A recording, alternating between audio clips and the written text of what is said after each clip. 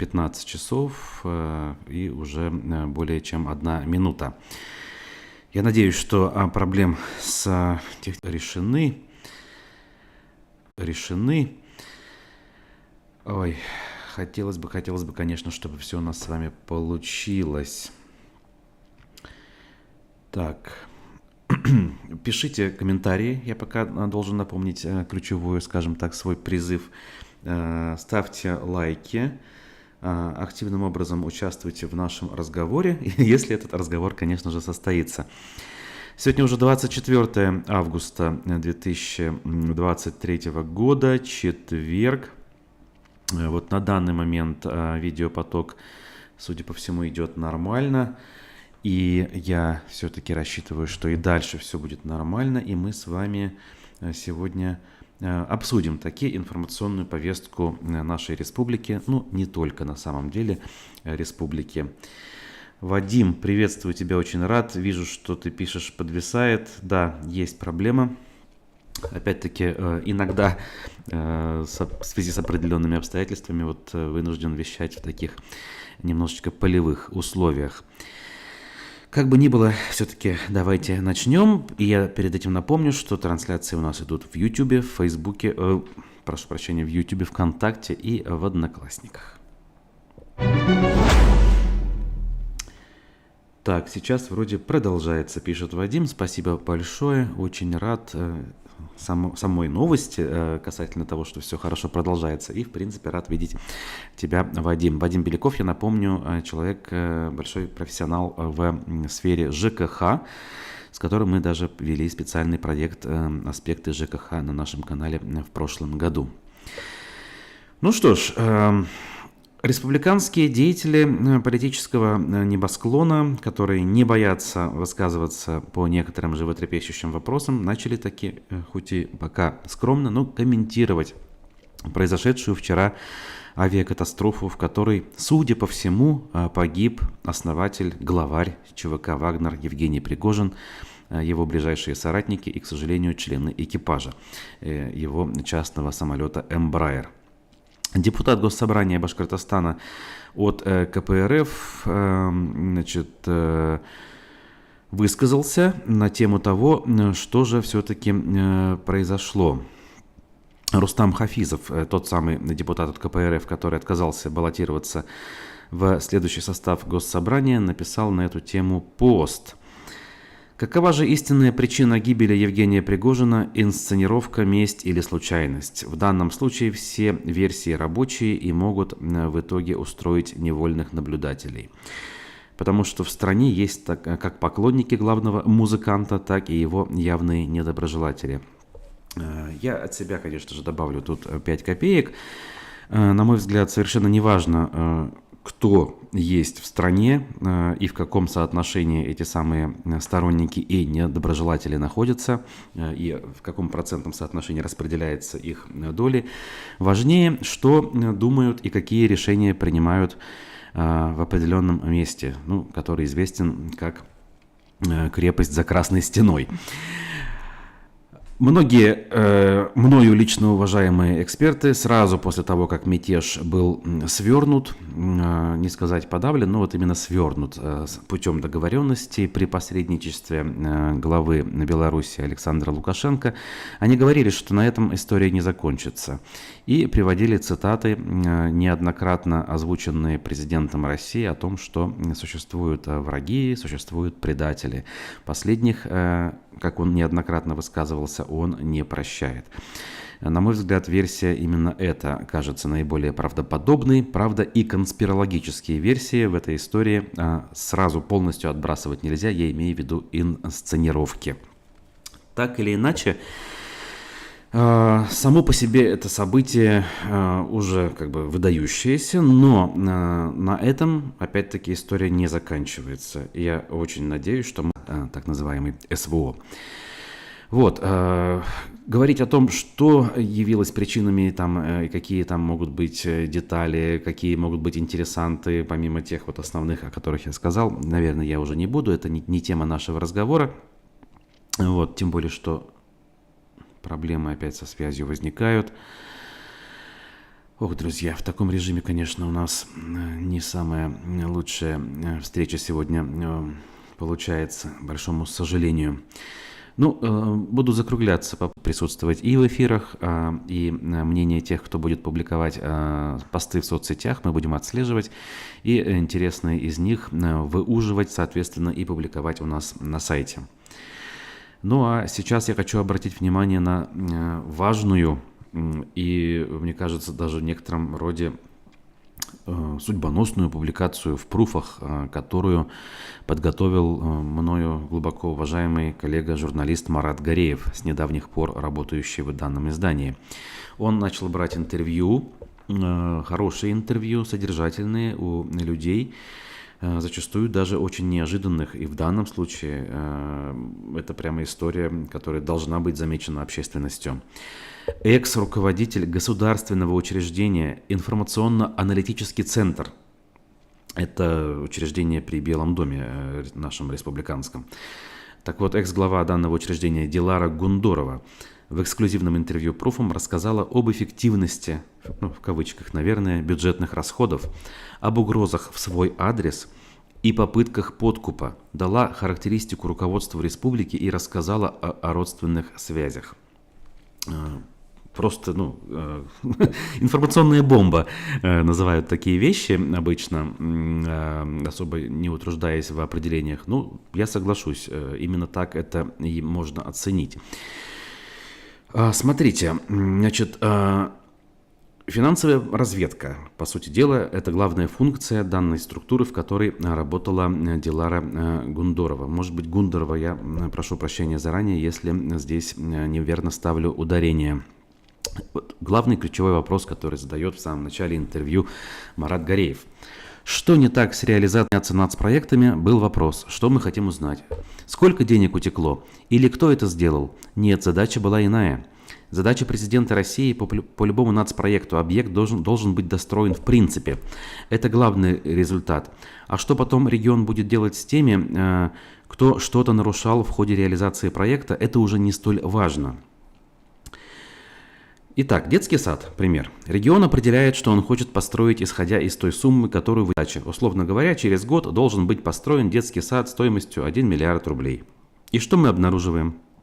Про Кирии тогда был четкий порядок. Никаких авансовых платежей из бюджета до тех пор, пока не будет выполнен вполне конкретный объем работ по госконтракту, не выплачивать.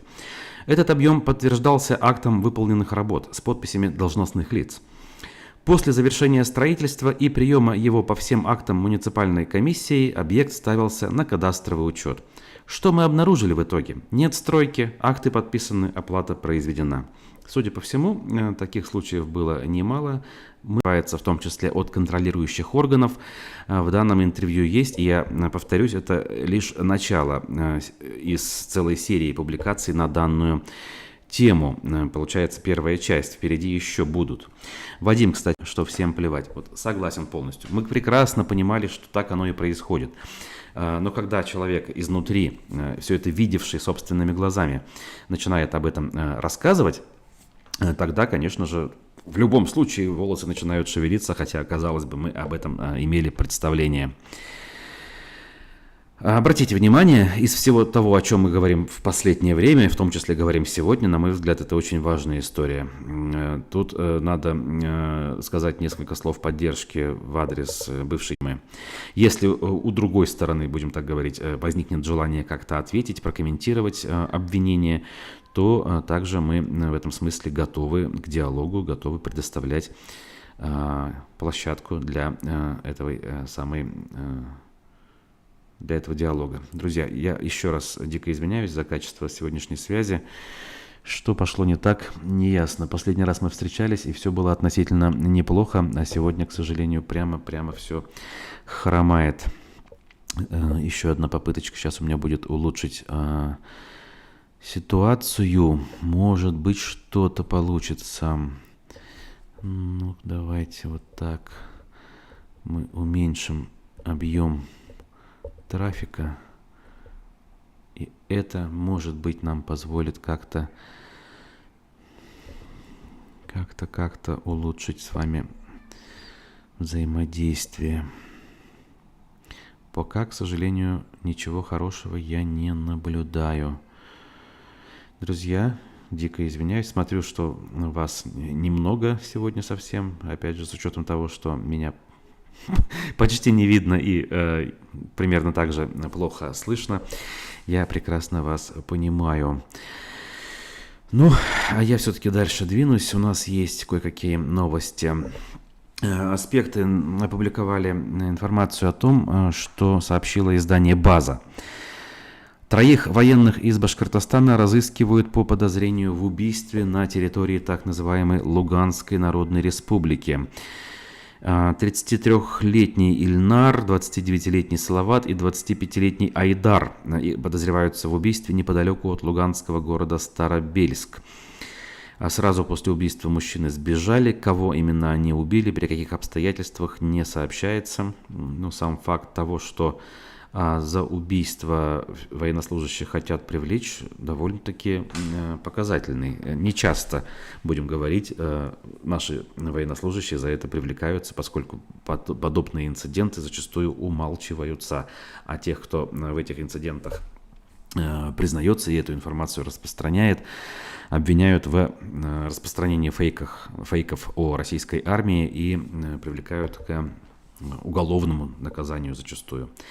Взять вот видеоблогера, политика Максима Каца, стало известно буквально сегодня, его за несколько видеороликов прошлого года приговорили, ну, хотя бы заочно, конечно, он же уехал за границу, приговорили к 8 годам лишения свободы именно по статье о распространении фейков о российской армии. Рэпер Моргенштерн, также выехавший за границу, довольно-таки давно выехавший туда, заявил о возможности вернуться в Россию. «Я больше не буду пытаться делать для Америки. Я хочу делать песни с душой для наших людей. Я устал стучаться в Америку и ничего не получать в ответ», — рассказал он. «Да, я скучаю по родине. Однажды, может быть, и вернусь в Россию», — сказал признанный иностранным агентом рэпер и уфимец Алишер Моргенштерн. Надо сказать, для меня удивительно, что он вдруг заявил о том, что пытался покорить Америку. То есть я просто удивляюсь чему? Тому, что я об этом не знал.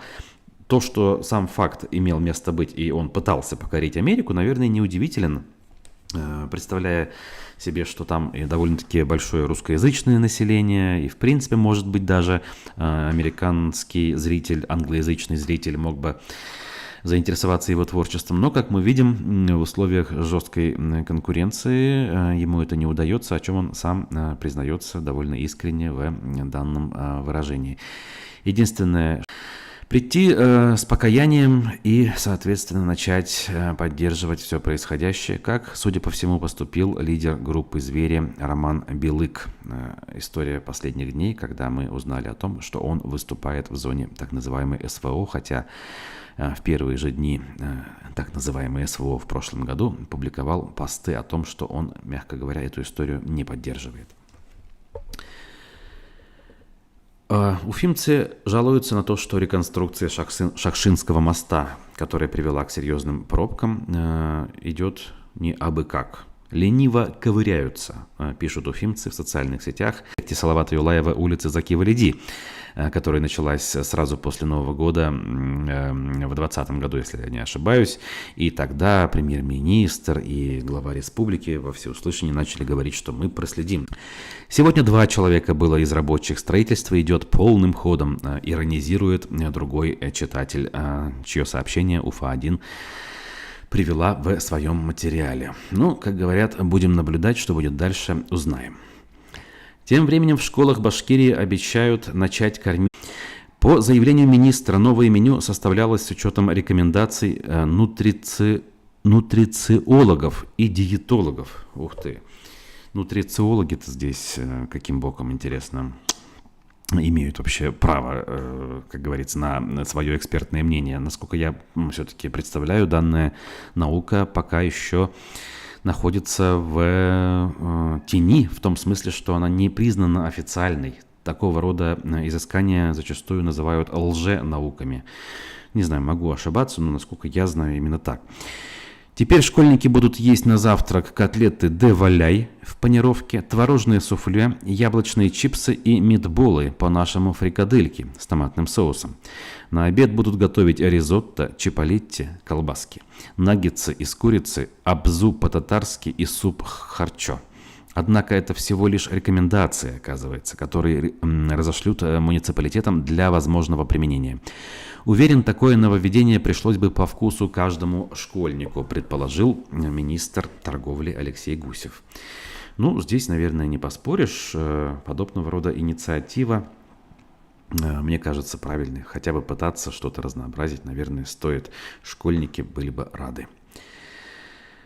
Ну, а администрация Уфы пытается, как это сказать, исправить косяки собственные и особенно предшественников в плане несохранения памятников архитектуры, коих наш город за последние 15, даже чуть больше 20, наверное, уже лет потерял огромное количество. Да, действительно, как раз 2003 год, 2002-2003 год – это массовый снос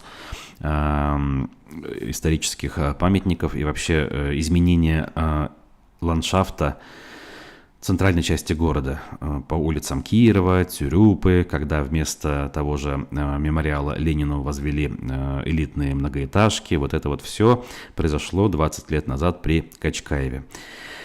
Так вот, 1 сентября нынешняя мэрия выберет поставщика 5 информационных стендов с элементами дополненной реальности.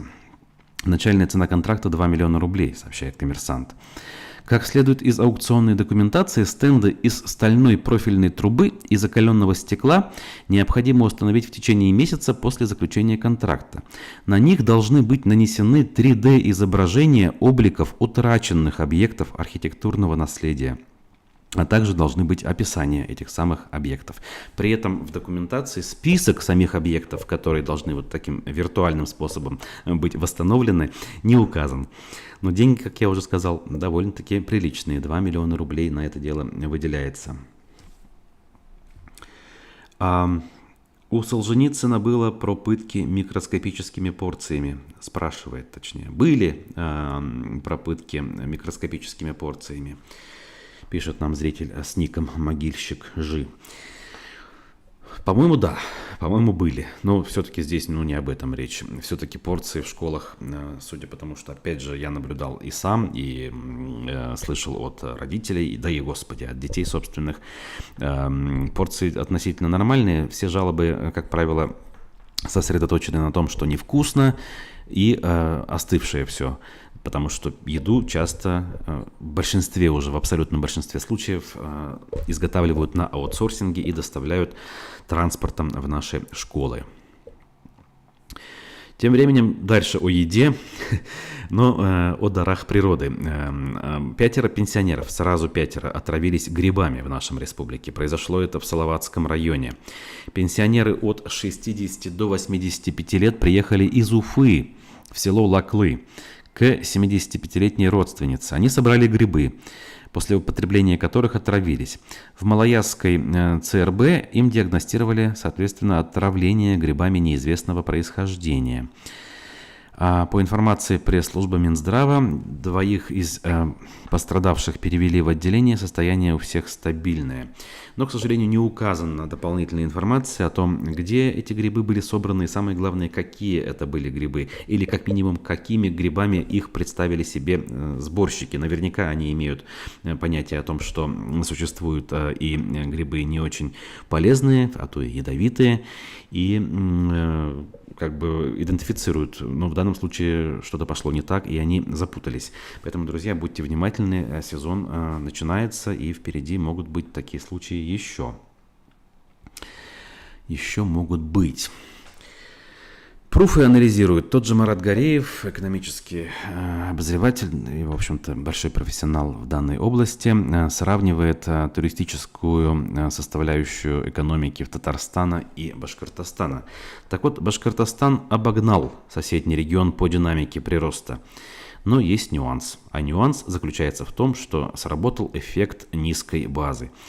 Условно, вчера у нас объем туристических услуг и объем денег в этом в этой отрасли был крайне низким. И вот в последнее время какой-никакой рост наметился. И вот по динамике прироста мы впереди. Татарстан, который показал подобный рост те же самые 20 лет назад, сейчас относительно республики топчется на месте, хотя тоже рост показывает, просто темпы этого роста ниже, чем у нас. Итак, турпоток в Башкортостан действительно вырос в этом году на 34,5%, это официально. В Татарстане в этом же году турпоток по сравнению с прошлым годом даже снизился, оказывается, но совсем незначительно, с 1 900 000 до 1 860 000 человек. Вот, тут даже я погорячился, сказав, что там идет рост и дальше. Важный материал, опять же, с подборкой экспертных мнений, поэтому обратите внимание, все очень по делу и четко. Медиакурсеть обращает внимание на ситуацию в одной из школ Уфы. Это в преддверии 1 сентября особенно актуально. И особенно актуально на фоне того, что мы слышали совсем недавно, когда директор одной из пермских языковых школ уволилась из-за того, что ее вынудили это сделать. А причиной послужило нежелание администрации школы глубоко погружаться в так называемую Z-повестку. Школа с углубленным изучением немецкого языка попала под пристальное внимание так называемых Z-патриотов, когда один из родителей, имеющий отношение к военнослужащим, предложил свои услуги, скажем так, и захотел прийти со своими соратниками на так называемые разговоры о главном, а директор школы и администрация школы отказали в этом ему, и тот, соответственно, нажаловался куда следует. Вот ровно как это было во времена Солженицына, которого мы выше упомянули. В общем, все там плохо кончилось, иного ждать и не приходилось. Директор школы ушла, вслед за ней ушли еще 10 лучших педагогов данного учебного заведения. Так вот, что в Уфе происходит? Тут немножко история попроще, но нет дыма без огня. Возможно, глубинная причина происходящего тоже где-то находится рядом с этой темой, потому что иначе как может быть, если идет массовое увольнение? Значит, одна из уфимок написала жалобу, которая гласит о следующем. Руководство школы 128, если я правильно, 128 в Уфе, якобы не предпринимает никаких мер для обеспечения заинтересованности учителей в своей работе. По информации родительницы, только за лето из образовательного учреждения якобы уволились около 20 преподавателей, то есть в 2 раза больше даже, чем в той самой пермской языковой школе. Причиной тому, по мнению женщины, неблагоприятные условия внутри коллектива и постоянное давление со стороны руководства. Молодые специалисты якобы быстро покидают эту школу, в том числе якобы из-за постоянного напряжения от старших наставников, что будто бы вызывает у них стресс. Абсолютно типичная картина на сегодняшний день.